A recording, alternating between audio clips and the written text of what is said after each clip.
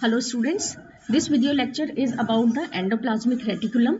Endoplasmic reticulum आपके eukaryotic cell का एक इम्पॉर्टेंट पार्ट होता है। तो आइए हम इसको डिटेल में स्टडी करें। Endoplasmic reticulum is a complex network of tubular membrane exclusively present in the cytoplasm of eukaryotic cells. Endoplasmic reticulum in biology, a continuous membrane system that forms a series of flattened sacs within the cytoplasm of eukaryotic cells and serve multiple functions, being importantly particular in the synthesis, folding, modifications and transport of protein. Endoplasmic reticulum जो है ये एक continuous membrane system है। Continuous membrane system है जो कि आपके sales में प्रेजेंट होता है, यूकैरियोटिक सेल्स में स्पेशली प्रेजेंट होता है और वहाँ पे ये आपका यूकैरियोटिक सेल्स में बहुत सारे फंक्शंस को परफॉर्म करता है। इन फंक्शंस को हम डिटेल में अभी समझेंगे।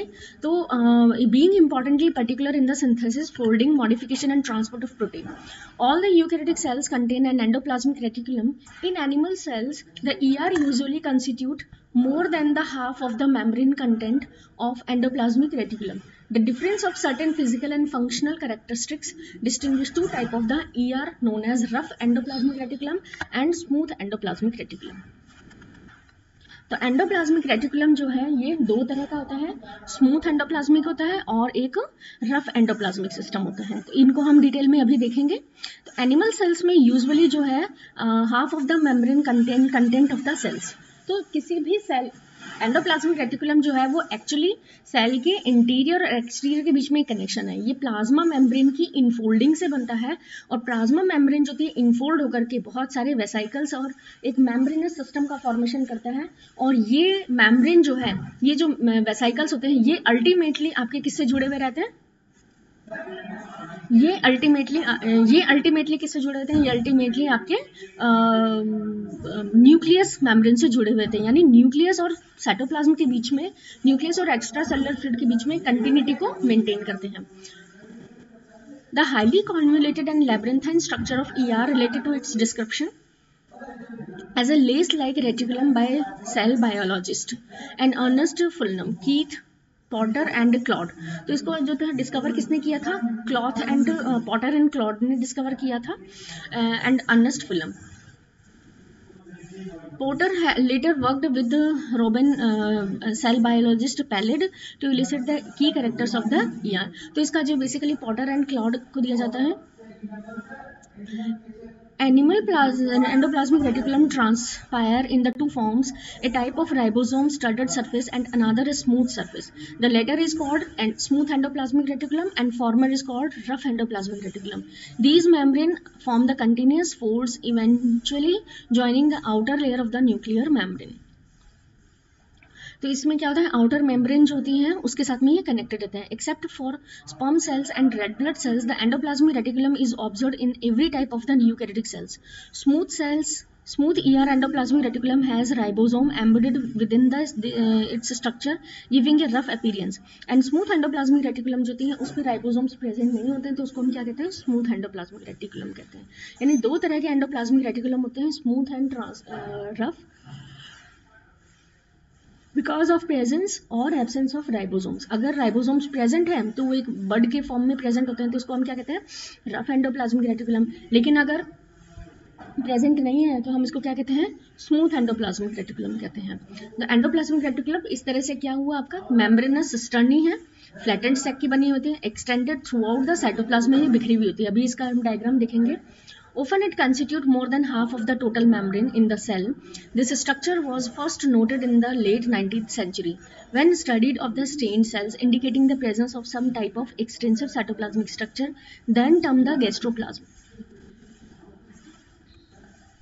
यहाँ पे आप देख सकते हैं एंडोप्लाज्मिक रेटिकुलम में आपको न्यूक्लियस दिखाई दे रहे हैं। न्यूक्लियर में न्यूक्लियर पोर्स प्रेजेंट है, न्यूक्लियर एनवेलप प्रेजेंट है और इसके साथ में मेम्ब्रेन जुड़ी हुई है स्मूथ एंडोप्लाज्मिक रेटिकुलम। तो इस तरह से डायरेक्टली ये न्यूक्लियस के इंटीरियर के साथ में कनेक्टेड रहती है। तो जो भी कोई आपके मैसेंजर आरएनए वगैरह जो बनते हैं वो एंडोप्लाज्मिक रेटिकुलम के थ्रू, न्यूक्लियर पोर के थ्रू एंडोप्लाज्मिक रेटिकुलम से कनेक्टेड हो सकते हैं, होते हैं। इसके अलावा बहुत सारे ऐसे मैसेंजर आरएनए जो डायरेक्ट साइटोप्लाज्म में जाते हैं और कुछ ऐसे होते हैं जो कि आपके ER में जाते हैं। ठीक है, तो सिस्टर्नल मेम्ब्रेन यहाँ पे आप देख सकते हो। एक मेम्ब्रेन का बना हुआ है, पूरा का पूरा मेम्ब्रेन की फोल्डिंग से बना हुआ है। इसमें रफ एंडोप्लाज्मिक को शो किया हुआ है, क्योंकि यहाँ पे क्या है, राइबोसोम्स इसके साथ में जुड़े हुए हैं। स्मूथ एंडोप्लाज्मिक रेटिकुलम प्रेजेंट है यहाँ पे, एंड सिस्टर्नल स्पेस प्रेजेंट है। एंडोप्लाज्मिक रेटिकुलम यहाँ पे आप देख सकते हो, rough endoplasmic reticulum and smooth endoplasmic reticulum. Smooth जिसमें राइबोसोम्स प्रेजेंट नहीं है, और रफ जिसमें राइबोसोम्स प्रेजेंट है। स्ट्रक्चर की अगर हम बात करें तो ये सैक लाइक होती है, 2 टाइप की होती है। रफ, जिसको हमने अभी पढ़ा, rough endoplasmic reticulum is named so because of its appearance. It is a series of connected flattened sac having several ribosomes on its outer surface, hence the name. तो इसको हम क्यों कह रहे हैं रफ क्यों कह रहे हैं, क्योंकि इसके सरफेस पे राइबोसोम्स प्रेजेंट है। It synthesize and secrete the protein in the liver, hormone and other substance in the gland.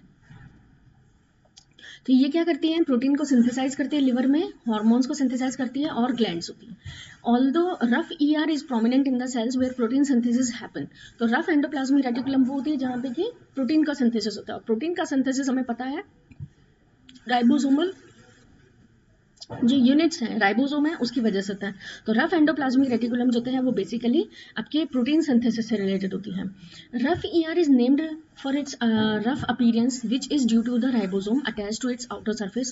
Rough ER lies immediately adherent to the cell nucleus and its membrane, continuous with the other membrane of the nuclear envelope. The smooth endoplasmic reticulum. Functions of the SER. Smooth endoplasmic reticulum, smooth endoplasmic reticulum वो होती है जिसके साथ में कोई भी ribosomes जो होते हैं वो अटैच नहीं होते हैं। Meshwork of the fine tubular membrane vesicles vary considerably from the cell to cell. One important role is the synthesis of phospholipid and cholesterol. तो इसका एक important function क्या होता है, phospholipid के synthesis या cholesterol का synthesis, which is a major component of the plasma membrane and internal membrane. तो एंडोप्लाज्मिक रेटिकुलम के फंक्शन को हम बाद में डिस्कस करेंगे, पहले हम इसकी स्ट्रक्चर को देखेंगे। The smooth endoplasmic reticulum on the other hand does not have ribosomes. Smooth endoplasmic reticulum have a tubular form, इसकी भी tubular forms होती हैं। It participate in the production of phospholipid, the chief lipid in the cell membrane and essential in the process of metabolism. तो rough endoplasmic reticulum और smooth endoplasmic reticulum की अगर हम function की बात करते हैं तो इसमें आता है कि स्मूथ एंडोप्लाज्मिक रेटिकुलम जो होती है ये रफ एंडोप्लाज्मिक रेटिकुलम जो है प्रोटीन सिंथेसिस से रिलेटेड रहती हैं, जबकि स्मूथ एंडोप्लाज्मिक रेटिकुलम जो है ये स्पेशली अदर फंक्शंस जैसे कि मेम्ब्रेन ट्रांसपोर्टेशन से रिलेटेड होती हैं, इसके अलावा लिपिड सिंथेसिस से रिलेटेड होती हैं, और इसके अलावा डिटॉक्सिफिकेशन से रिलेटेड होती हैं। तो smooth ER bye contrast is not associated with ribosomes, ribosomes attach नहीं है, इसके लिए इसके फंक्शंस भी अलग होते हैं। The smooth ER is involved in the synthesis of lipid including cholesterol and phospholipid, और कोलेस्ट्रॉल और फॉस्फोलिपिड दोनों ही मेम्ब्रेन के पार्ट होते हैं, which are used in the production of new cellular membrane. In certain cell types, smooth ER plays an important role in the synthesis of steroid hormone from the cholesterol. अगर cholesterol की synthesis से related है तो हम इसको steroid synthesis से भी कह सकते हैं, से भी रिलेट कर सकते हैं हम। तो इसमें क्या होता है कि आपके कोलेस्ट्रॉल जो होता है वो स्टीरॉइड बायोसिंथेसिस के लिए प्रिकर्सर की तरह वर्क करता है। तो अगर हम इसको स्टीरॉइड सिंथेसिस से रिलेट कर रहे हैं तो हम इसको कोलेस्ट्रॉल सिंथेसिस से रिलेट कर, हम इसको डायरेक्टली स्टीरॉइड सिंथेसिस से रिलेट कर सकते हैं। In certain cell type smooth ER plays an important role in the synthesis of steroid. The sarcoplasmic reticulum is a specialised type of smooth ER that regulate the calcium ion concentration in the cytoplasm of the striated muscles. तो muscles में हम endoplasmic reticulum को sarcoplasmic reticulum कहते हैं। Sarco word जो है ये muscles से रिलेटेड होता है, एक्चुअली मीजोडर्म से रिलेटेड होता है, और मसल्स जो होती है मीजोडर्म से बनी हुई होती हैं। तो सार्को मसल्स में जो एंडोप्लाज्मिक रेटिकुलम होता है that is known as sarcoplasmic reticulum. और सार्कोप्लाज्मिक रेटिकुलम जो है बेसिकली कैल्शियम आयन से रिलेटेड होता है, क्योंकि कैल्शियम आयन हमारी मसल कॉन्ट्रैक्शन के मैकेनिज्म में एक इंटरमीडिएट की तरह वर्क करता है।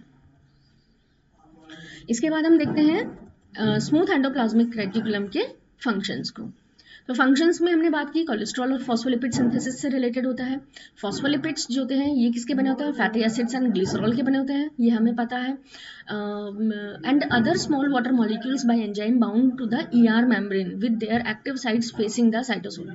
सम phospholipid remain in the ER membrane where catalyzed by the specific enzyme within the membrane. They can flip from the cytoplasmic side of the bilayer. where they are formed to the exoplasmic or inner site. This process ensures the symmetrical growth of the ER membrane. Other phospholipids are transferred through the cytoplasm to the other membrane structure such as cell membrane and the mitochondrion by the special phospholipid transfer proteins. In liver cells, the SER is specialized for the detoxification. अगर हम smooth endoplasmic reticulum की बात liver cells में करेंगे तो वो basically detoxification से related होती है. जो भी बाहर के कंपाउंड्स आते हैं उनको हम, जो भी हमारे फॉरेन पार्टिकल्स होते हैं उन्हें हम क्या कहते हैं, जीनोबायोटिक कंपाउंड. तो जीनोबायोटिक कंपाउंड्स जो होते हैं उनको बाहर निकालने का ये काम करती हैं. लिवर सेल्स SER जो होती हैं contain a number of enzymes called cytochrome P450 which catalyze the breakdown of carcinogens and other organic molecules. In cells of the adrenal gland and gonads, cholesterol is modified in the SER at one stage to convert them the steroid hormones. तो adrenal gland में ही, adrenal gland जो होती है वो actually cholesterol जो है sarcoplasmic reticulum में steroid hormone से रिलेटेड होती है. Finally SER in the muscle cells known as sarcoplasmic reticulum, ये हम डिस्कस कर चुके हैं. द रफ एंडोप्लाज्मिक रेटिकुलम जो होते हैं बेसिकली हम इसे रफ क्यों कहते हैं, क्योंकि इसकी सरफेस पे राइबोसोम्स अटैच होते हैं. It plays a central role in the synthesis and export of protein and glycoprotein is the best studied in the secretory cells specialised in these functions. The many secretory cells in the human body include liver cells secreting serum proteins such as albumin, endocrine cells secreting peptide hormones such as insulin, salivary glands and pancreatic acinar cells. तो जहाँ पे भी आप protein synthesis की बात करते हो वहाँ पे हम कहते हैं कि RER जो होते हैं उसके नंबर ज़्यादा होते हैं, क्योंकि जितना ज़्यादा आप प्रोटीन सिंथेसिस में कोई भी सेल इन्वॉल्व होगी वहाँ पे रफ एंडोप्लाज्मिक रेटिकुलम और राइबोसोम के नंबर ज़्यादा होंगे. तो राइबोसोम जो होते हैं ये particle basically RNA particle, RNA और प्रोटीन के बने हुए होते हैं राइबोसोम्स. RNA इसमें कौन से होते हैं, RNA molecule and 40+ 80S proteins होते हैं. ये 40 और 80 जो होते हैं इनकी सेडिमेंटेशन कॉफिशिएंट होती हैं. Assembled into a large number and small unit. Ribosomes are either free, या तो बाउंड होते हैं या फिर आपके कैसे होते हैं, फ्री होते हैं. Lysosomal enzymes protein synthesis protein destined for the ER, Golgi and cell membrane. तो लाइसोसोमल एंजाइम्स जो होते हैं ये आपके बेसिकली डेस्टाइन्ड होते हैं ER, गोल्जी और सेल मेम्ब्रेन के लिए, ठीक है. And the protein to be secreted from the cells are among those synthesized on the membrane-bound ribosomes. Fabricated on the free ribosomes are proteins remaining in the cytosol and those bound to the internal surface of the outer membrane, as well as those to be incorporated in the nucleus, mitochondrial, chloroplast, peroxisome and organelle enzymes. Ribosomes जो rough endoplasmic reticulum पे present होते हैं वो basically protein के synthesis के साथ में उसकी प्रोसेसिंग से भी रिलेटेड होते हैं, यानी प्रोटीन के ट्रांसपोर्टेशन से रिलेटेड होते हैं और प्रोटीन के मॉडिफिकेशन से रिलेटेड होते हैं. Some protein for example remain within the ER. कुछ प्रोटीन जो कि ER में ही रिमेन रहेंगे उनको हम ER रेजिडेंट प्रोटीन्स कहते हैं. और कुछ प्रोटीन्स होती हैं जो कि डेस्टाइन्ड होती हैं बाहर के सिक्रेशन के लिए. तो बाहर के सिक्रेशन में इनका जो रूट रहता है वो क्या रहता है, ER से गोल्जी में जाती है, गोल्जी से इनके फिर अलग अलग रूट होते हैं. It may be to the cytoplasm, it may be to the lysosome, it may be to the plasma membrane और it may be a secretory proteins. तो ये जो रूट होता है कि ER से आपके गोल्जी में जाती हैं प्रोटीन्स और गोल्जी से फिर अलग अलग रूट होते हैं. और ये सब जो डिपेंड करता है ये कुछ कुछ ऐसे सिग्नलिंग मॉलिक्यूल्स होते हैं. इवन प्रोटीन के ऊपर भी कुछ सिग्नल मॉलिक्यूल्स होते हैं जो कि ये उन्हें बताते हैं कि इन्हें कहाँ जाना है. कोई भी प्रोटीन जो बनी उसको कैसे पता लगता है कि उसको पर्टिकुलर किस ऑर्गेनेली के पास जाना है, किसके लिए वो डेस्टाइन्ड है. तो ये उस पर डिपेंड करता है, उस पर जो छोटे छोटे कुछ सीक्वेंस बनी हुई होती है, स्पेसिफिक सीक्वेंस जो उसके उसको टारगेट करती है. The proximity of the rough ER to the cell nucleus give the ER unique control over protein processing. The rough ER is able to rapidly send signals to the nucleus when the problem in the protein synthesis and folding occur and thereby influence the overall rate of the protein translation. When misfolded और unfolded proteins accumulate हो जाते हैं ER में तो यहाँ पे क्या होता है, कुछ unfolded protein responses वो है एक्टिव हो जाते हैं. यानी कोई भी प्रोटीन जो है वो अनफोल्डेड फोल्डिंग कंडीशन में नहीं होगी या मिसफोल्डेड गलत तरीके से अगर फोल्ड हो गई है तो वो ER से एक कॉम्प्लेक्स होता है जिसे हम कहते हैं प्रोटियोसोम कॉम्प्लेक्स, ये वहां जाती है, वहां पे इनको डिग्रेड कर दिया जाता है. यानी इतना परफेक्ट एक मशीनरी होती है कि कोई भी प्रोटीन जो बनी वो करेक्ट फॉर्म में ही आगे फर्दर न्यूक्लियस में जाती है.